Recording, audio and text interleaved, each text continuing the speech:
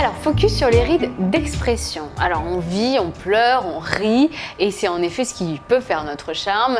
Mais nous avons à un moment donné, en effet, des rides qui peuvent se marquer, qui sont parfois plus localisées. Alors, on peut avoir notamment, ce qui là tout à fait le cas, mais des rides d'expression sur l'intersourcilier, les rides du front, ça peut être aussi au contour des yeux ou même sur le sillon nasogénien. Ici en fait, l'intérêt c'est de travailler là aussi localement ces rides d'expression avec des massages notamment spécifiques. Donc n'hésitez pas lorsque vous appliquez vos soins à avoir des gestuels de stimulation où nous allons venir travailler les rides en tant que telles, en lissage, en pincement aussi, on pourrait, pour stimuler et en fait faire que vos propres cellules produisent plus de collagène et d'élastine.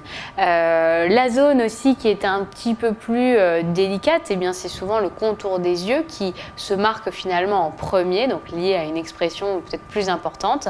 Et du coup, là aussi, faites attention à utiliser des soins qui soient bien spécifiques, donc sur la ride d'expression en tant que telle. Et n'hésitez pas à avoir une gestuelle relativement douce, mais à la fois lissante, à l'inverse de votre ride d'expression. Ça, c'est très important pour éviter de stimuler et d'inciter le pli du contour de l'œil en fait. De manière générale, pensez à toujours avoir des mouvements ascendants lorsque vous appliquez vos crèmes, donc de l'intérieur vers l'extérieur, de même au niveau du front. Et puis souvent on nous demande au niveau donc du cou, est-ce que c'est plutôt comme ceci ou comme cela?